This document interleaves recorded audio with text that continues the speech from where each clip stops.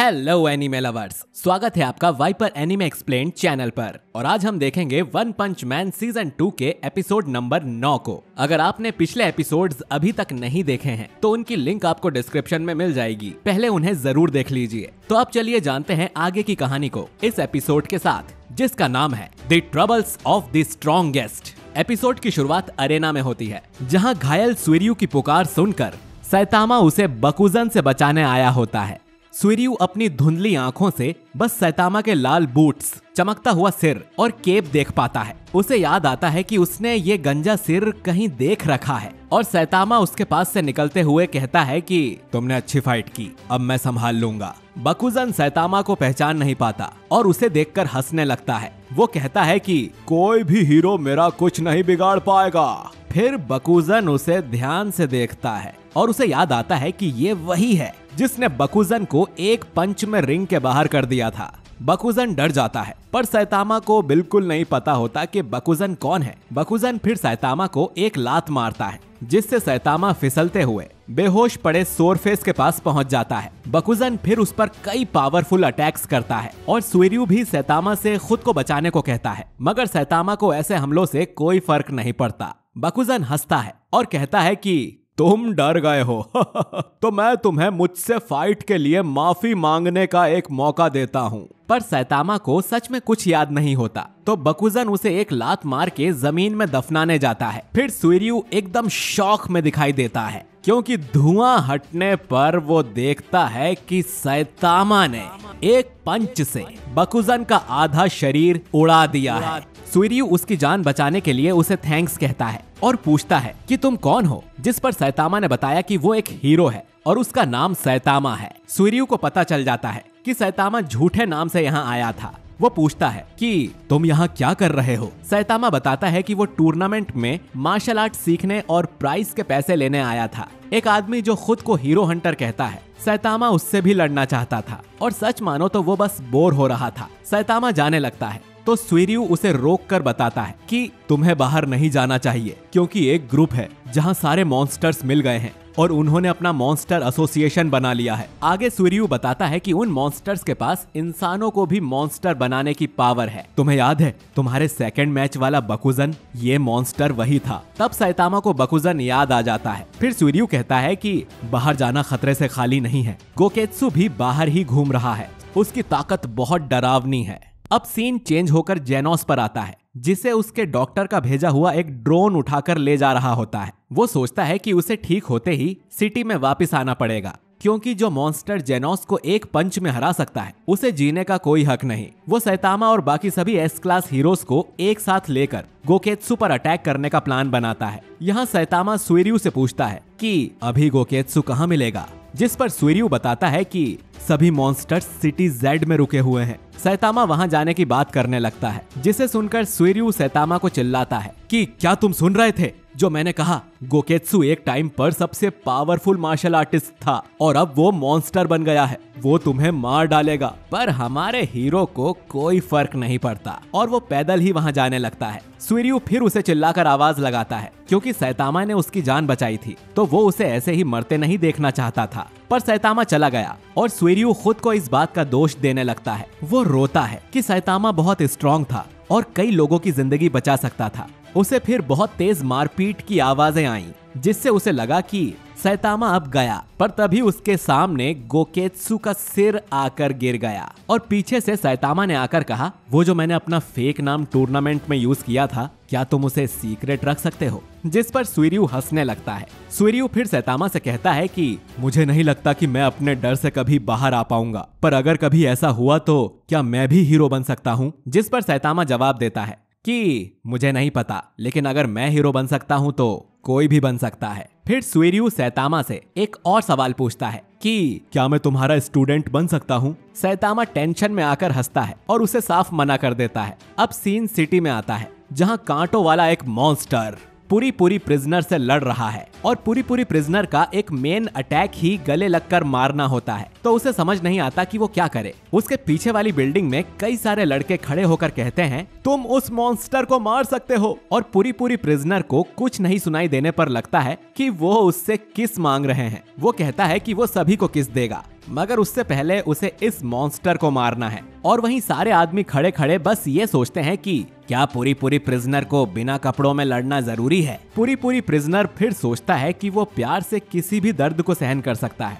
और मॉन्स्टर पर अपना एंगल हुक अटैक यानी जादू की झप्पी देकर उसे इतना जोर से दबाता है कि मॉन्स्टर मारा जाता है। फिर पूरी प्रिजनर सभी आदमियों को देखकर हाथ हिलाता है, जिससे उन्हें बहुत अनकंफर्टेबल लगने लगता है। तभी उसे एक कॉल आया और किसी ने उसे बताया कि एक मॉन्स्टर उसके प्रिजन में घुस आया है और उसका सारा हनी खा गया है, और पूरी प्रिजनर गुस्से से वहां के लिए निकल जाता है। दूसरी तरफ सैतामा को पता चलता है कि सभी मॉन्स्टर्स अचानक एक साथ वापिस अपने बेस पर चले गए हैं, जिससे सैतामा को समझ नहीं आता कि वो यहाँ आया ही क्यों था। वो घर की ओर जाते हुए सोचता है कि जब सभी हीरोज लड़ रहे थे तब मैं उस टूर्नामेंट में था, जबकि मुझे तो यहाँ बाहर होना चाहिए था। वो सोचता है कि मॉन्स्टर्स को मारना ही उसकी जॉब है, पर अचानक वो रुक जाता है और उसे एहसास होता है कि वो मॉन्स्टर्स को इसीलिए नहीं मारता क्योंकि उसे जॉब चाहिए। उसने हीरो एसोसिएशन भी इसीलिए ज्वाइन किया था क्योंकि वो बोर हो गया था, पर अब उसकी लाइफ में कोई फन नहीं बचा।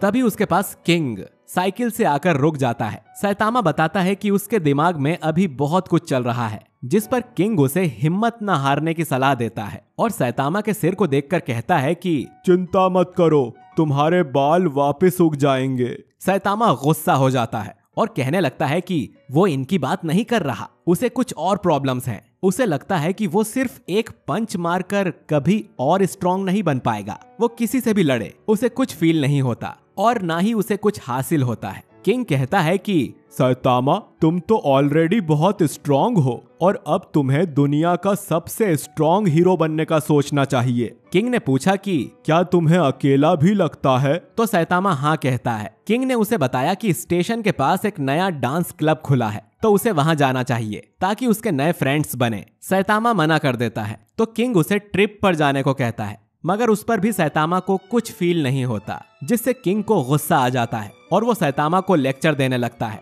वो कहता है कि सैतामा को फन चाहिए, लेकिन उसके लिए उसे कोई मेहनत नहीं करनी। भले ही वो दुनिया का सबसे स्ट्रॉन्ग हीरो भी बन जाए, तब भी ऐसा ही होगा कि अब उसके पास कुछ करने को ही नहीं बचा। और किंग ढेर सारी मोटिवेशन वाली बातें सैतामा को बोलता रहता है, जिसमें से ज्यादातर बातें तो उसके सिर के ऊपर से चली जाती हैं। सैतामा अभी भी बोर होता है, तो किंग उसे अपने घर आकर वीडियो गेम खेलने के लिए कह देता है और ये भी कि वो खुद सिर्फ एक उंगली से खेलकर सैतामा को हरा के दिखाएगा। ये सुनकर सैतामा मान जाता है। तभी उनके सामने से गारो आता है। हम देखते हैं कि गारो की किसी ने बुरी तरह धुलाई लगा दी थी और असल में गारो वॉच डॉग मैन से पिट कर आ रहा था। उसे लग रहा था कि वॉच डॉग मैन को हराना आसान है, लेकिन ऐसा नहीं हुआ और गारो खुद किसी तरह वहां से जान बचाकर भागा है, क्योंकि उसके मार्शल आर्ट्स के मूव्स इंसानों के लिए बने हैं, जबकि वॉच डॉग मैन किसी डॉग की तरह अपने चारों पैरों का यूज करके लड़ता है। गारो को सामने से किंग आता हुआ दिख जाता है और सैतामा पर वो बिल्कुल भी ध्यान नहीं देता, क्योंकि वो उसे नहीं जानता है।